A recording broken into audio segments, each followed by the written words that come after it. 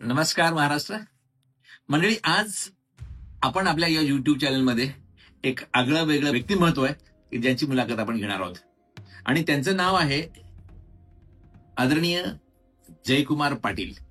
जयकुमार पाटील हे सध्या पोलीस निरीक्षक म्हणून कार्यरत आहेत. आज जरी ते पोलीस निरीक्षक असतील तरी पण त्यांचं जर बालपण पाहिलं तर त्यांचं मूळ गाव आहे जळगाव आणि जळगाव येथील नगरपालिकेची जी भवानीपेठ येथील जी नगरपालिकेची जी शाळा आहे त्या शाळेमध्ये त्यांचं बालपणाचं शिक्षण, नंतर नरखेडे विद्यालयामध्ये माध्यमिक आणि नंतर भुसावळ आणि इतरत्र गव्हर्नमेंट पॉलिटेक्निक मध्ये त्यांचं अभियांत्रिकीचं पदविका त्यांनी प्राप्त केलेली आहे. आणि अभियांत्रिकीनंतर त्यांनी काही कंपन्यांमध्ये म्हणजेच सुपर इंडस्ट्रीज अलिबागमध्ये एक कंपनी आहे ज्याचं नाव आहे राष्ट्रीय केमिकल अँड फर्टिलायझर्स, नंतर एमटीएनएल म्हणताना महानगर टेलिफोन निगम लिमिटेड. तर एमटीएनएल महानगर हे आणि आरसीएफचं येथील जी काही अलिबाग येथील जी कंपनी आहे हे साईड बाय साईड ते करत असतानाच त्यांनी महाराष्ट्र शासनाच्या पोलीस विभागामध्ये त्यांनी परीक्षा दिली आणि त्याच्यामध्ये नंतर त्यांचं बिनतारी संदेश म्हणजेच वायरलेस डिपार्टमेंटमध्ये त्यांची नेमणूक झाली. आणि वायरलेस डिपार्टमेंटमध्ये नेमणूक झाल्यानंतर त्यांनी एमटीएनएल येथील त्या पदाचा राजीनामा दिला आणि साधारणतः 91 मध्ये ते पोलीस सेवेत कार्यरत झाले. काही काळ त्यांनी एएसआय म्हणून पद भूषवलं, नंतर त्यांना पीएसआय आणि साधारणतः 2013 मधले ते पीआय म्हणजेच पोलीस निरीक्षक या पदावर ते कार्यरत आहेत. तर असे हे एक आगळं वेगळं व्यक्तिमत्व घेऊन मी आपल्याकडे येतो आहेत आणि त्यांचं नाव आहे जयकुमार पाटील.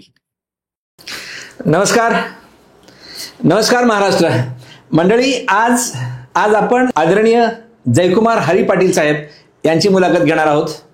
मंडळी, मुद्दा असा आहे की बरीच माणसं आपल्या अवतीभवती असतात आणि त्यांच्याकडून आपल्याला काही ना काही प्रेरणा घ्यायची असते, पण आपण मात्र त्याला त्या नजरेनं पाहत नाहीये.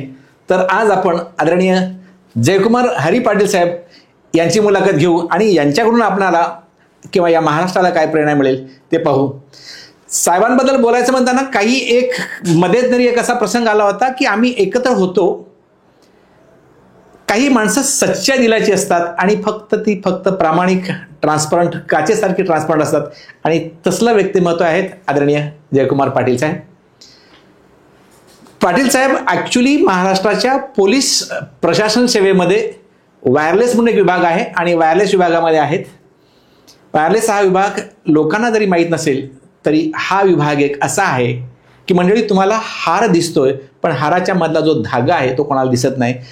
तर धागा असू दे किंवा मोत्याची माळ असेल, मोत्याची माळ सर्वांना दिसते पण त्या मोत्याच्या माळीला सर्वांना एकत्र गुंफून ठेवणारी जी काही धागा आहे तो धागा म्हणजे पोलीस डिपार्टमेंटमधलं वायरलेस डिपार्टमेंट. तर वायरलेस बद्दल किंवा त्याच्या या तांत्रिक बाबीबद्दल पाटील साहेबांकडून आपण काही गोष्टी समजून घेणार आहोत.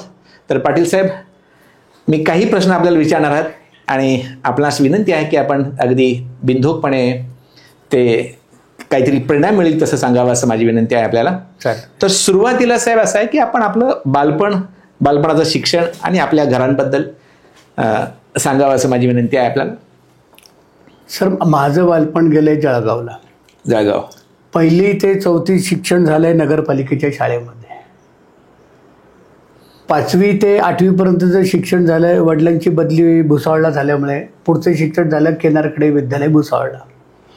एक नावाजलेले विद्यालय की जे केनारखेडे विद्यालय आहे जळगाव जिल्ह्यामध्ये. त्या शाळेला खूप मोठं नाव आहे, वलय खूप मोठं आहे त्या शाळेचं. त्या शाळेत माझं 5वी ते 8वी पर्यंतचं शिक्षण झालं. जिथं गरिबांना शिक्षण कदाचित मिळत नसावं. हां, नाही, सगळ्यांना शिक्षण मिळतं. पण तिथलं म्हणजे खासियत अशी आहे की त्या काळात म्हणजे तिथे ॲडमिशन घेण्याकरता वैशाला कुठला लागायची गरज नाही. तुम्ही नंबर लावून बाहेर बसायचं आहे आणि जेवढे नंबर असतील लाईनमध्ये त्या प्रमाणात तुम्ही बसलेला असाल आणि त्या नंबरामध्ये तुमचं आलं तर तुम्हाला ॲडमिशन मिळणार. तिथे कुठल्याही प्रकारची ओळख नाही किंवा वशिला नाही, काय नाही. जो आधी त्याचा नंबर, जो आधी आला मग तो श्रीमंत असू दे, गरीब असू दे, काय असू दे. आणि आम्ही बघितलेलं आहे की अक्षरशः 4-4, 5-5 दिवस लोक ते अंथरून बाहेर टाकून शाळेच्या बाहेर, गेटच्या बाहेर असं त्या काळात त्या शाळेच्या तिथे नंबर लावून बसायचे. त्या शाळेत मग आम्हाला शिक्षण घेण्याचा लाभ मिळाला, योग आला आमचा. म्हणजे आम्ही नशिबानच आहे केनारखेडे विद्यालय की आम्हाला घडवलं त्या शाळेने. त्याच्यानंतर 9वी ते 10वी शिक्षण झालं आमचं भगीरथ इंग्लिश मिडियम स्कूल जळगावला. ती शाळा पण खूप चांगली. त्या शाळेनंतर मग आता आम्हाला 10वीला शाळेमध्ये मी तिसरा आलो. त्यावेळेला 77% मिळाले होते. वा. आता कमी आहेत, आता तर 90-95-99% मार्क काढतात मुलं आता. 90 म्हणजे काहीच नाही. त्यावेळेला 77 म्हणजे आम्हाला खूप कॉलर टाईट. चला बाबा, आता आपल्याला 11वी-12वी करून परत इंजिनिअरिंगकडे जायचा कल होता. म्हणून आम्ही परत भुसावळला गेलो की ज्या शाळेत मी 5वी ते 8वी शिकलोय आणि ज्या शाळेने माझा बेस खूप पक्का केलेला होता, की तिथे परत जाऊन 11वी-12वी करायची. आणि जे मित्र आमचे तिथे होत्या, तर त्या कॉम्पिटिशनमध्ये मग राहण्याकरता आपल्याला मित्र परिवार गरजेचं होतं. म्हणून परत तिथे गेलो. पण तिथे गेल्यावर आमचे जे शाळेचे मुख्याध्यापक होते NC पाटील साहेब, त्यांनी सांगितलं की तुला इथे ॲडमिशन मिळणार नाही. म्हटलं सर, सगळीच विद्यार्थी माझ्या बरोबरीचे आहेत, त्यांचा मुलगा पण हा माझा मित्रच होता. पण त्यांनी सांगितलं तू जयकुमार, तू ह्या कळपातनं बाहेर गेलाय ना, तू या कळपातनं बाहेरच राहा. ही या कळपातली सगळी एकत्र राहू दे आणि तू तुझा वेगळा मार्ग तुला जळगावला मिळेल. म्हणजे का तो काय खोडकर कळप होता का तो? नाही, सगळा असा अभ्यासू कळप होता. अतिशय अभ्यास होता. खूपच अभ्यास. म्हणूनच तर मी परत 11वी-12वी करायला भुसावळला गेलो.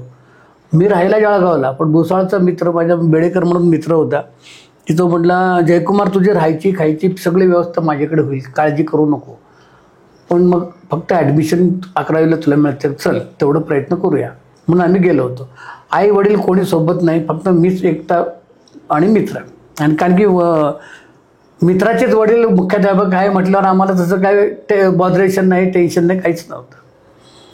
पण तिथे काय ॲडमिशन मला दिली नाही त्यांनी. सांगितलं तुझं जळगावचं शिक्षण आहे, तू गव्हर्नमेंट पॉलिटिकला नंबर लागला आहे, ते तिकडे शिक्षण तू कंप्लीट करायचं, इकडे येऊ नको. तुला ऑलरेडी ॲडमिशन मिळाले ना डिप्लोमाला, मग तू कशाला 11वी-12वी करायला येतो ते यायचं ते.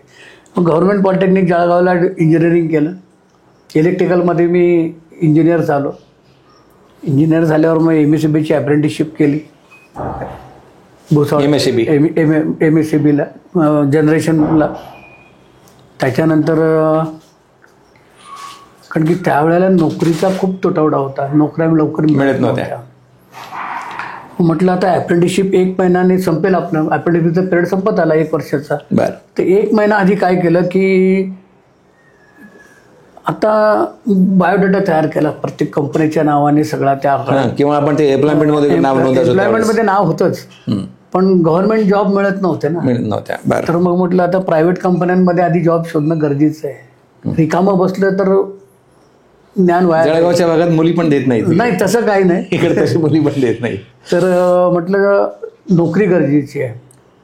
म्हणून महिनाभर आधीच ना 22 बायोडेटा फॉर्म तयार केले. 22. कारण की एक विचार केला होता, अप्रेंटिसशिप संपल्यावर फक्त MSCBचीच अप्रेंटिसशिप नाही संपणार, बाकीचे जेवढे डिप्लोमा झालेले विद्यार्थी असतात ते प्रत्येक कंपन्यांमध्ये, सेमी गव्हर्नमेंट कंपनीमध्ये कुठेतरी असतात, सगळे अप्रेंटिसशिप करायला सगळे आम्ही गँग होतो. म्हटलं ही सगळी गँग परत बाहेर निघाल्यानंतर इंडस्ट्री खूप कमी आहेत, जॉब वेकन्सी खूप कमी असणार, आणि हा एवढा परत सगळा घोळका बाहेर आल्यानंतर कॉम्पिटिशन वाढलेली असणार. म्हणून मी काय थोडीशी अक्कल चालवली आणि 1 महिना आधीच कंपनीकरता म्हटलं गेटवर जाऊन इंटरव्ह्यू द्यायचा प्रयत्न करूया. म्हणून बायोडेटा तयार केले, पिशवी घेतली. एक बुधवारी सुट्टी असायची आम्हाला अप्रेंटिसशिपला. बुधवारी पहिलं गेलो, सुप्रीम इंडस्ट्रीमध्ये गेलो. सुप्रीम इंडस्ट्रीमध्ये एक मित्र होता आधी लागलेला, तर त्याला मी आधी पार्श्वभूमी विचारून घेतली, कसं असतं काय असतं. त्यांनी सांगितलं की गेटवर आल्यावर फक्त सांगायचं की मला असं असं शिक्षणाला जायचं आहे, पर्सनल मॅनेजर साहेबांना भेटायचं आहे. गेटवाले सोडत नाही लवकर, पण ते तू बघ आता तू कसं करायचं ते. म्हटलं हरकत नाही बाबा. गेलो आपलं, ते टाईमकीपर म्हणतात त्याला, गेटवर असतात, त्यांना भेटलो. काका मला जरा ते असं असं भेटायचं आहे. मी त्या मॅनेजर साहेबांचं नाव विचारून घेतलं होतं. म्हटलं शेवाळकर साहेबांना मला भेटायचं आहे.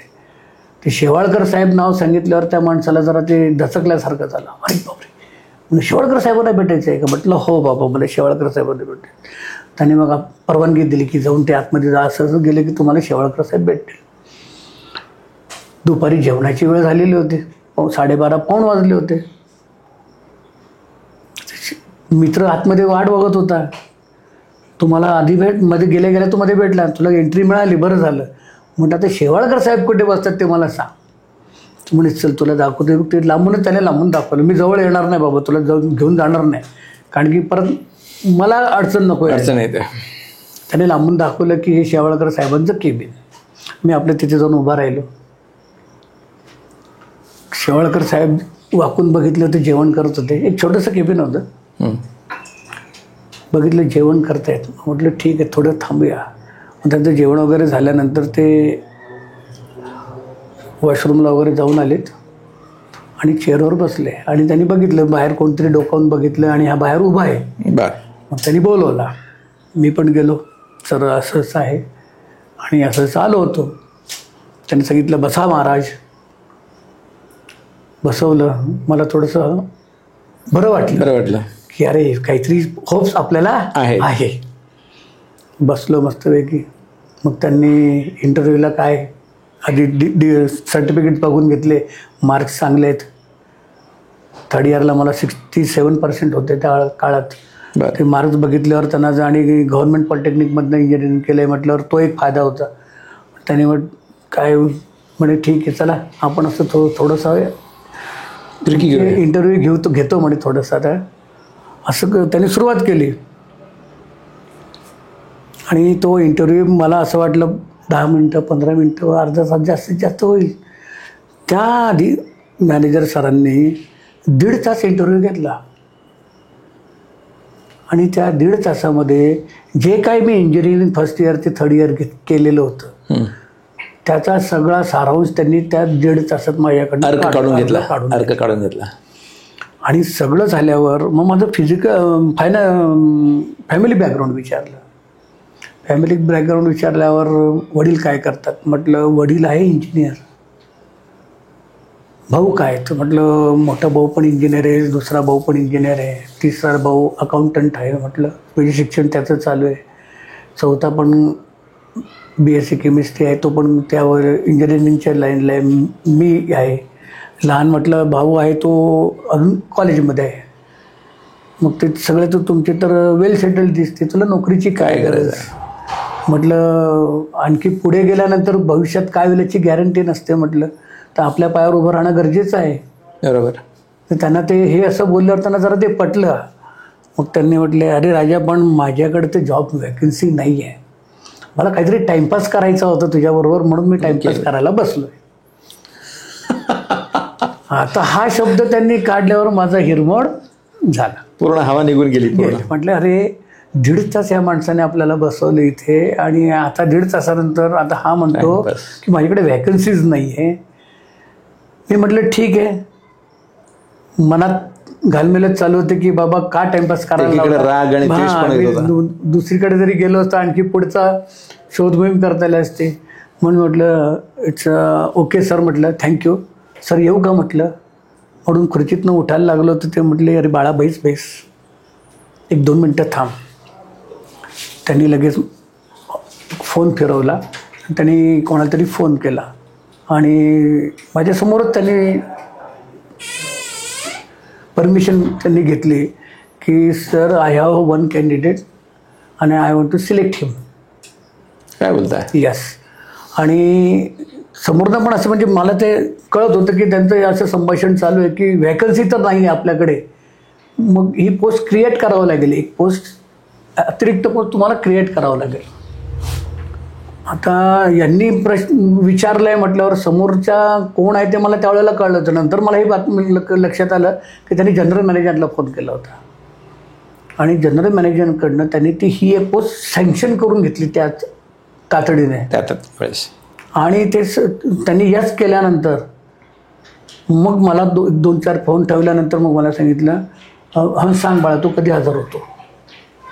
आता हा प्रश्न मला टाकल्यानंतर मनात ना तर लड्डू तर फुटायला सुरुवात झाली होती की आपलं सिलेक्शन झालेलं आहे. पगार हा भाग वेगळा होता.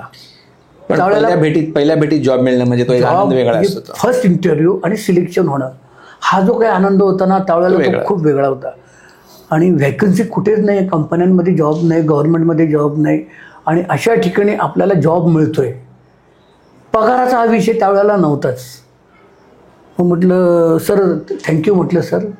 मग त्यांनी स्वतः सांगितलं, अरे एक काम करतो मी, तुला सुरुवातीला 900 रुपये पगार देतो. म्हटलं 900 तर 900 आहे, हरकत नाही, जॉब मिळाला ना काहीतरी आधार सुरू होऊन जाईल. पण मग दर 3 महिन्याने मी तुझं इव्हॅल्युएशन करणार.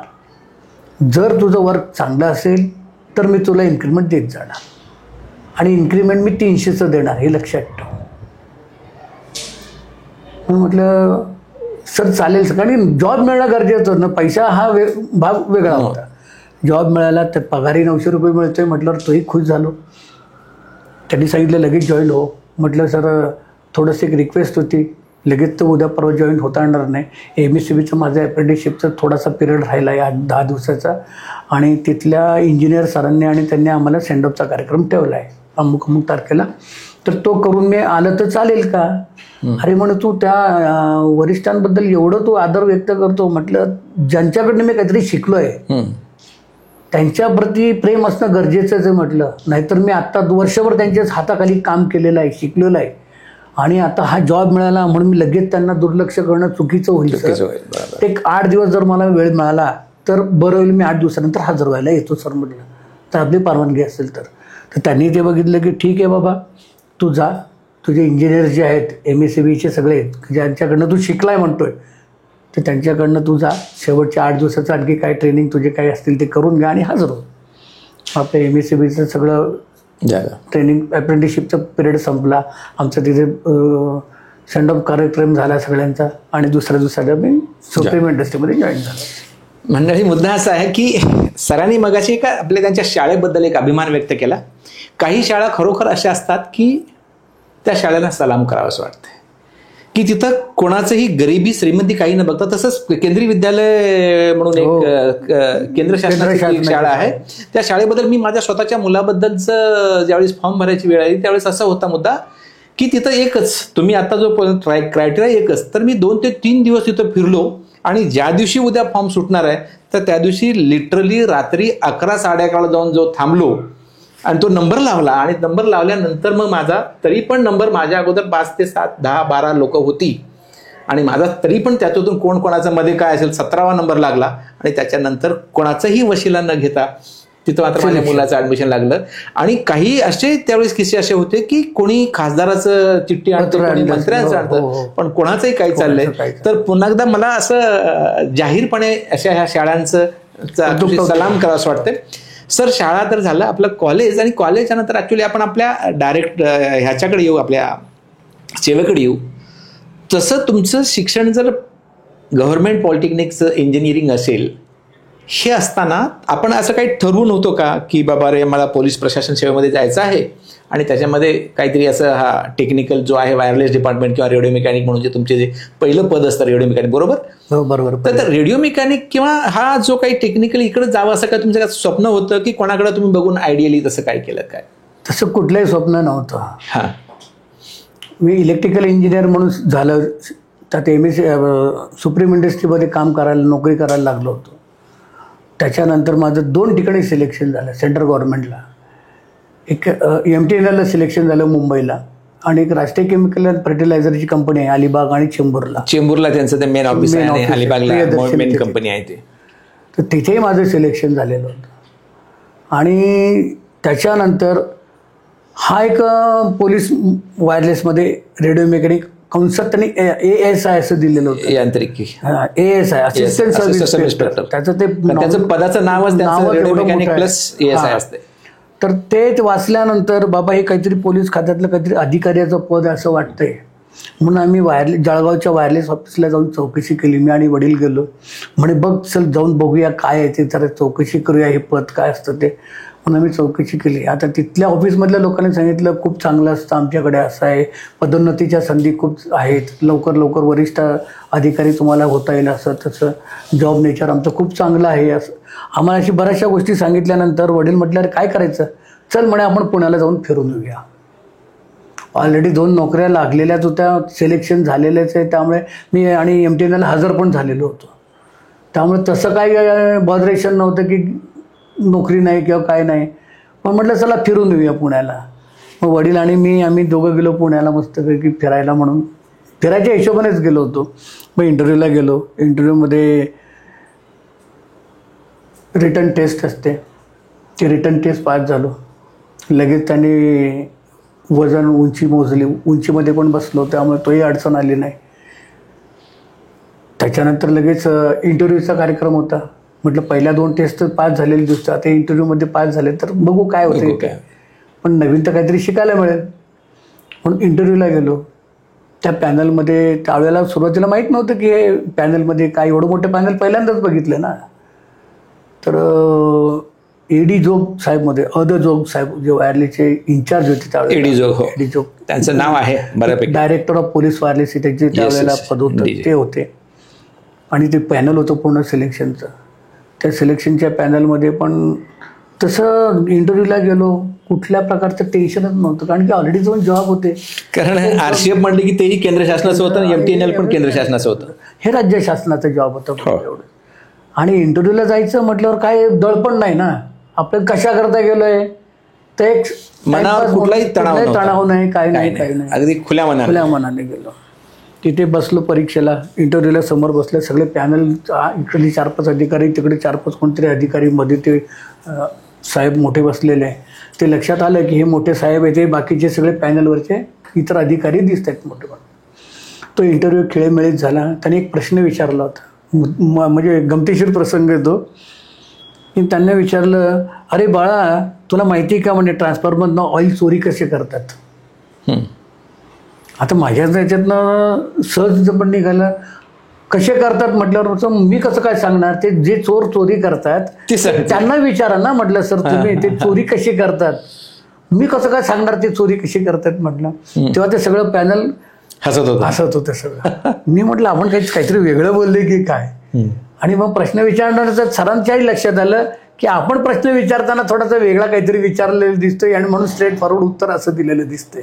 युनिसन्सी असते त्या वयातली ती. की मग त्यांनी तो प्रश्न परत गोल फिरवून विचारला, अरे ट्रान्सफॉर्मर चालू असतात, इलेक्ट्रिसिटी असते आणि त्या असं असताना ऑइल कसं काढलं जातं, ट्रान्सफॉर्मरनं ऑइल चोरी कशी झाली.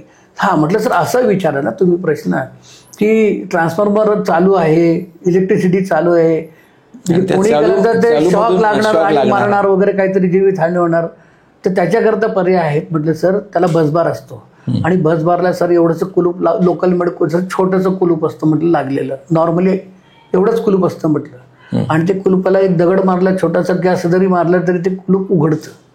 ते कुलूप उघडल्यानंतर बसबार जर तुम्ही खाली हाताने खेचला, तो असं खाली खेचला तर ट्रान्सफॉर्मर डिस्कनेक्ट होतो, इलेक्ट्रिसिटी कट होते. इलेक्ट्रिसिटी कट झाले की काला व्हॉल नट असतो, तो चेक नट ओपन केला की सगळं ट्रान्सफॉर्मरचं ऑइल काढतात आणि चोरी करतात. मग ते असंच्या प्रश्नाचं उत्तर मी तर बाकीच्या त्यांनी विचारलंच होतं.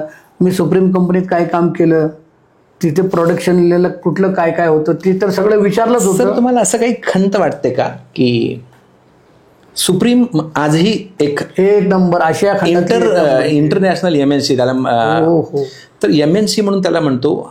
RCF ही नवरत्नामध्ये आहे आता, एशिया खंडातली सर्वात मोठी कंपनी म्हणून RCFचं नाव आहे.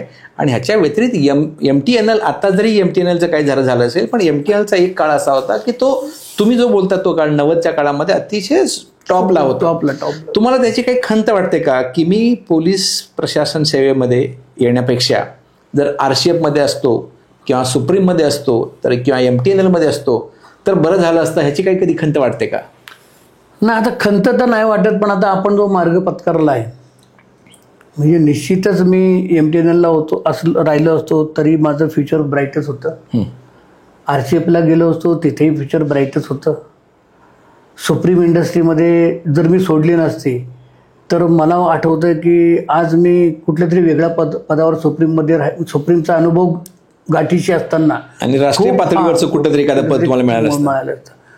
कारण की सुप्रीम इंडस्ट्री ही खूप मोठी इंडस्ट्री आहे आणि त्यावेळेला म्हणजे माझ्या सांगण्यासारखं आहे की ज्यावेळेला ज्यांनी माझं सिलेक्शन केलं होतं पर्सनल मॅनेजर आमचे कम प्रोडक्शन मॅनेजर, दोन्ही पोस्ट ते सांभाळायचे शेवाळकर साहेब.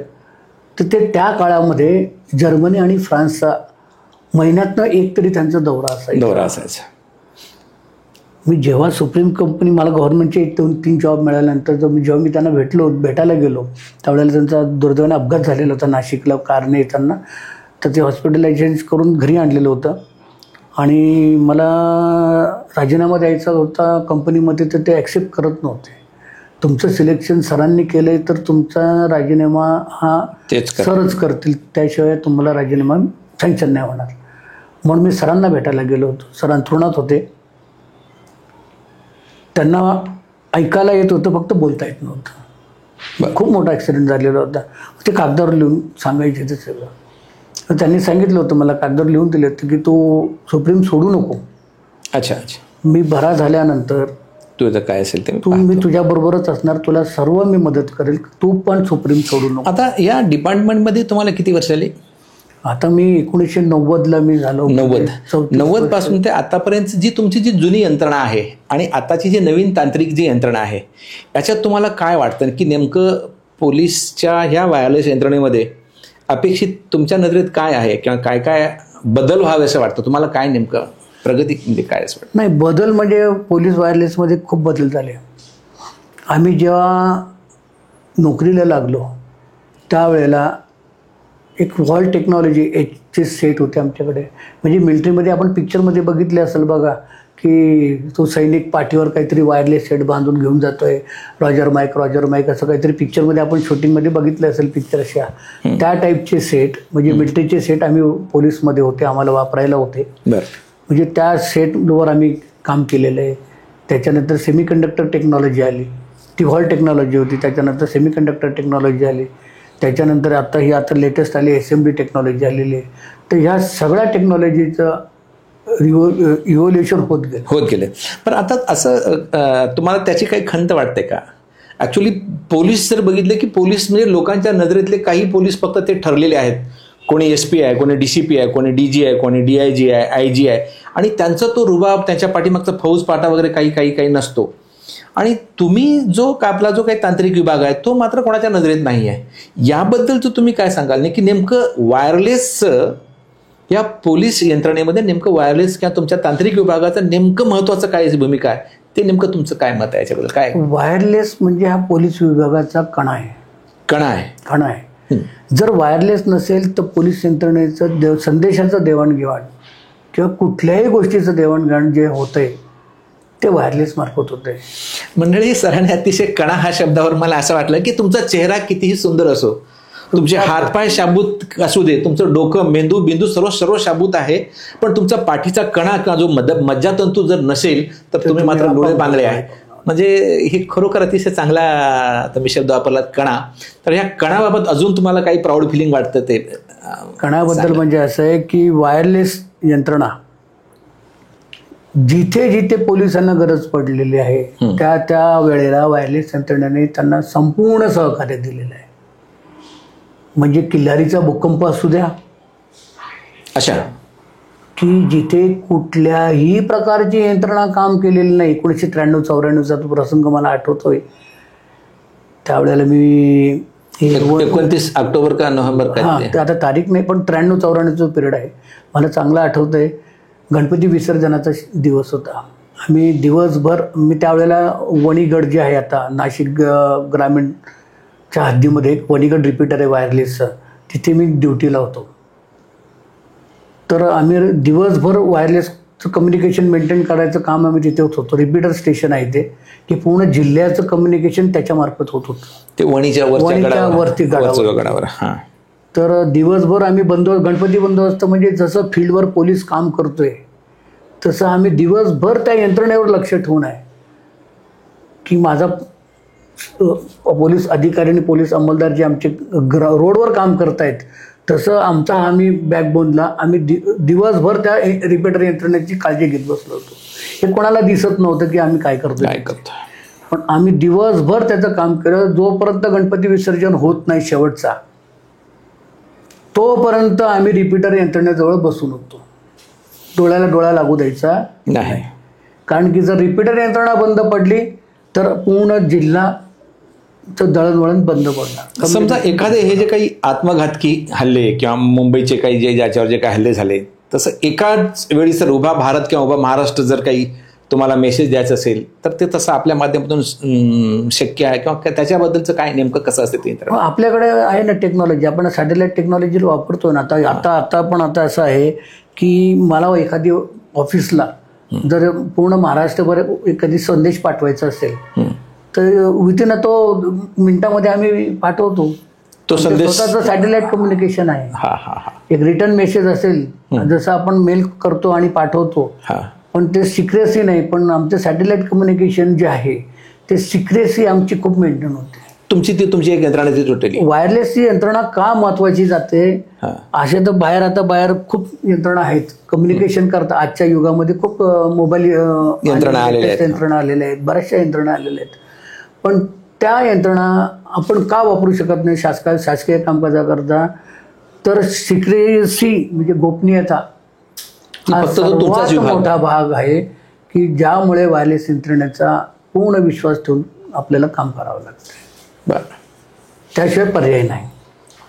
मध्यंतरीच्या काळात असं मी ऐकत होतं की आपल्याकडं वायरलेसचा चार्ज प्लस मोटार विभाग जो काय मोटार परिवहन जो आहे परिवहन विभाग त्याचाही तुम्ही चार्ज हाताळला तर ते एक अगदी वेगळ्या म्हणजे महाराष्ट्रात कुठेतरी नोंद घ्यावी असं काही. तर तो एक अनुभव त्याबद्दल काय सांगाल की नेमकं मोटार परिवहन विभागामध्ये नेमकं काय चालतं काय किंवा तिथल्या बद्दलचा काय तुमचा अनुभव? जसं मी म्हटलं की वायरलेस हा पोलीस विभागाचा एक कणा, तसंच मोटार परिवहन विभाग की ज्याच्याशिवाय मोटार परिवहन विभागाशिवाय पोलीस यंत्रणा एका ठिकाणावर तर दुसऱ्या ठिकाणी जाऊ शकत नाही. म्हणजे जशी आहे तशी गाडी तुम्हाला चालू ठेवावी लागते. तर तोही एक महत्वाचा विभाग पोलीस खात्याला की जो पडद्यामागे असतो, मोटार परिवहन विभाग.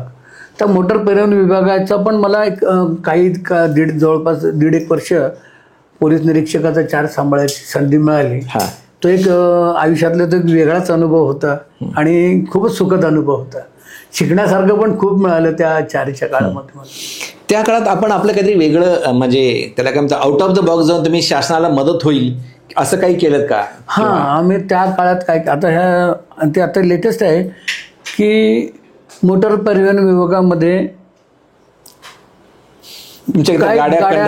कंडम करायची प्रसंग आला. पूर्ण प्रोसिजर नवीन होती आणि कालावधी संपलेला होता गाड्यांचा आणि प्रोसेस करणं गरजेचं होतं. वरिष्ठ कार्यालय सारखं मागणी करत होतं की तुमचा अहवाल प्रलंबित आहे.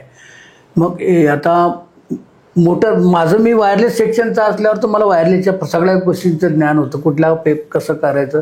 पण मोटार परिवहन विभागाचं ABCD पासून शिकणं गरजेचं होतं. म्हणून मग पहिले सर्क्युलर काय काय ज्याला आवश्यक आहेत ते सर्क्युलर, शासनाचे परिपत्रक काय आहेत त्याचा अभ्यास करून घेतला. नंतर निकामी करण्याकरता मोटार परिवहन विभागाचे 10 वर्षाची जी सेवा झालेली आहेत वाहनं त्याचा निकामी करण्याकरताचा अहवाल करण्याकरता कसं तुम्हाला काय काय गोष्टी तुम्हाला बघावं लागतं, क्रायटेरिया आहेत ते सगळ्यांचा अभ्यास केला. नंतर RTO कडनं त्यांना लागणारी परवानगी असते. RTOचं तुमच्या शासकीय यंत्रणेत पोलीस यंत्रणेत पण RTOची परवानगी लागते? हो. आपल्या RTO म्हणजे काय होतं की कुठल्याही वाहनाचं आयुष्यमान ठरवायची जी पॉवर जी आहे तर ते व्हेकल इन्स्पेक्शन त्याला अधिकार फक्त तो टेक्निकल ब्रँच आहे. RTO हा टेक्निकलच आहे म्हणून तो वाहन तपासणीचा अधिकार त्यांचा आहे. मोटार परिवहन विभाग आहे तांत्रिक विभागच आहे. पण जोपर्यंत RTO येऊन तुम्हाला ते इन्स्पेक्शन करत नाही तोपर्यंत तुम्ही काही करू शकत नाही. ओके. थोडंसं आता वेगळ्या विषयाकडे येऊ सर.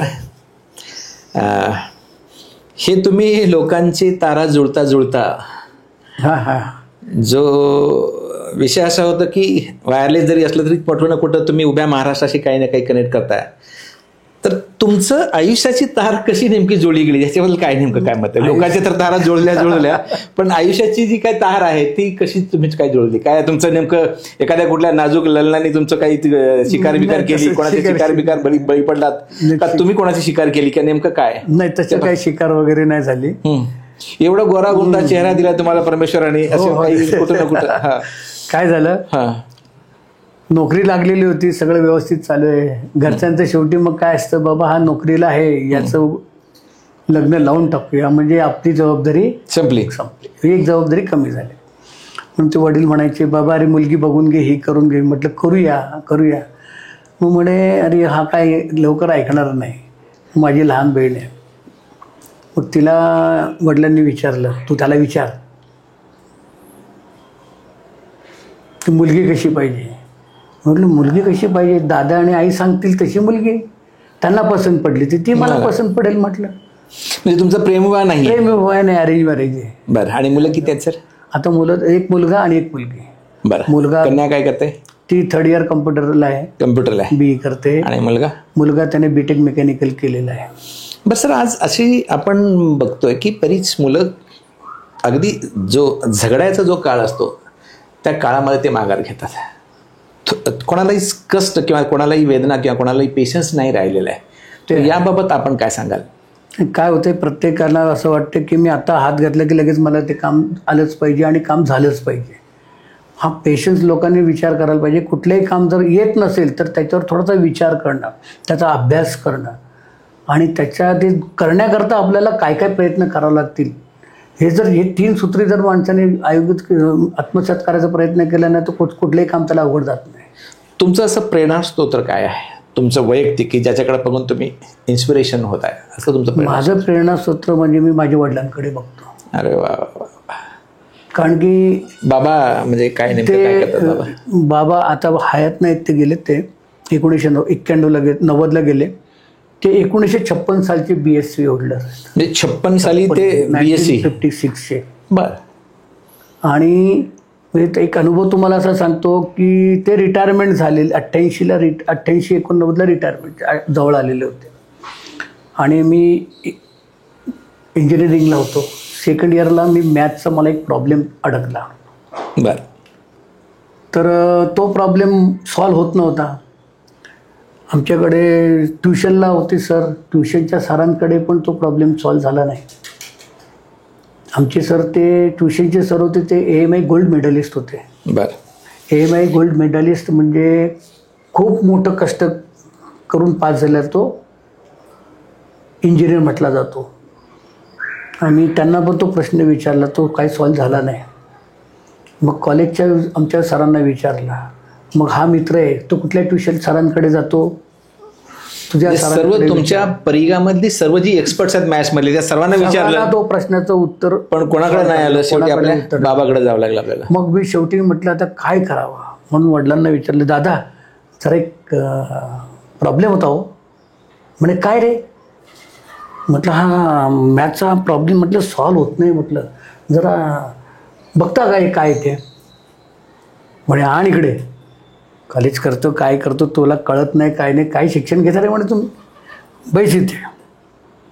आणि डॉक्टर सर 1956 सालचा BSc होल्डर, त्याच्यानंतर 85-86 2nd इयरला होतो. म्हणजे साधारणतः 30 वर्षाचा. 88ला माझा डिप्लोमा संपला, म्हणजे 87ला. तर 2nd इयरचा मॅथचा प्रॉब्लेम माझा सॉल्व्ह करण्याकरता त्यांनी मला 4 स्टेपमध्ये उत्तर काढून दिलं की ज्या प्रश्नाचं उत्तर माझ्या त्यावेळेच्या माझ्या शिक्षक, माझ्या प्रोफेसर लोकांना जमलं नव्हतं. आणि ज्या वेळेला ते उत्तर 4 स्टेपमध्ये काढून दिलं, तर त्यांनी जे पाठीवर बुक्की घातली होती ते अजून मला आठवते की जोरात बसली होती. आणि एवढाचा प्रॉब्लेम तुला सॉल्व्ह करता येत नाही, त्यांच्यासाठी तो प्रॉब्लेम छोटासा होता, क्षुल्लक होता. आणि आमच्या दृष्टिकोनातनं तो प्रॉब्लेम म्हणजे असा होता की आमच्या शिक्षकांना जमलेलं नाही की तो प्रॉब्लेम मला. आईबद्दल काय सांगाल? आईबद्दल असं काही? आई तशी आमची शिकलेली नव्हती. त्यांचं लहानपणीच ते ठरलेलं लग्न, अरेंज मॅरेज टाईप त्याच काळात ते ठरलेलं. मग ते मोठं लग्न करून झालेलं होतं, त्यामुळे विषयच नव्हता. पण मग सगळ्या घराला एकत्र कसं बांधायचं ते आई नाही वाटलं, कारण की वडील सेंट्रल गव्हर्नमेंटच्या जॉबमध्ये असल्यामुळे फिरतीवर असायचे. आता एक शेवटचा प्रश्न फक्त विचारतो की आपण ज्या विभागात आहात, तर ह्याच्यात तुम्ही अजून काय प्रगती, तुम्ही तुमच्या नजरेतली व्हिजन काय आहे की अजून असं जर केलं तर आपण पोलीस प्रशासनामध्ये आपल्या वायरलेसकडून एक चांगला आपल्याला सपोर्ट देता येईल, किंवा ह्याचं डेव्हलपमेंट जर काय अपेक्षित, तुम्हाला काय वाटतं की काय करणं अपेक्षित आहे की तर आपलं जे तुमचं गुन्हे तपास असू दे किंवा कुठलीही पोलीस यंत्रणा असू दे त्याच्यामध्ये वायरलेसचा वापर किंवा वायरलेसकडून काय प्रगती तुम्हाला असं अपेक्षित आहे ते काय आहे? आता वायरलेसकडनं प्रगतीमध्ये शासन सगळ्या प्रकारचं मदत करते. आता नवीन नवीन टेक्नॉलॉजी आपल्याला येत आहेत. आता सॉफ्टवेअर डिफाईन रेडिओ म्हणून एक नवीन टेक्नॉलॉजी आता सॉफ्टवेअर डिफाईन रेडिओ म्हणजे आपले जे संगणक आहेत, कम्प्युटर जे आहेत किंवा लॅपटॉप जे आहेत, तोच वायरलेस सेट म्हणून वापरायचा. वेगळा वायरलेस सेट घ्यायची गरज नाही आहे. अशी एक नवीन टेक्नॉलॉजी मार्केटमध्ये आलेली आहे. आणि हळूहळू आता पोलीस वायरलेसला पण आता काहीच वर्षात त्याचा पण वापर केला जाईल. आणि म्हणजे वेगळा वायरलेस सेट घेणं आणि परत त्याचं कम्युनिकेशन करणं, तर त्याच्याऐवजी माझ्याकडे प्रत्येक कार्यालयामध्ये जे उपलब्ध संगणक आहेत, जे लॅपटॉप्स आहेत, ते ॲज अ रेडिओ वायरलेस यंत्रणा म्हणून काम करणार आहेत.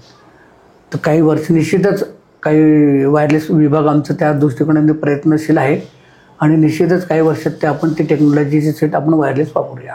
आणि महाराष्ट्र पोलीस वायरलेस भारतामध्ये 1 नंबरचं वायरलेस यंत्रणा आहे महाराष्ट्राची, की ज्या महाराष्ट्र पोलीसमध्ये मुंबईसारख्या ठिकाणी 1996-97ला ट्रंकिंग कम्युनिकेशन म्हणून जे वापरलं गेलं होतं, ट्रंक कॉल जे म्हणायचो आपण, टेलिफोनमध्ये ट्रंक कॉल ट्रंकिंग यंत्रणा होती, ती भारतात पहिल्यांदा. तुमच्या माहितीप्रमाणे की महाराष्ट्रात अशी किती असं हे असेल, म्हणजे त्याला काय म्हणतो आपण, संख्याबळ असेल तुमचं वायरलेसचं फक्त एका विभागाचं, 5,000, 10,000, 20,000 रेडिओ मेकॅनिक, त्यातले तुमचे PI, PSI, ADG. आमच्या ज्या स्ट्रक्चरमध्ये बघितलं तर 4 हायरकीमध्ये 4,000-4,500 असतील. निश्चित.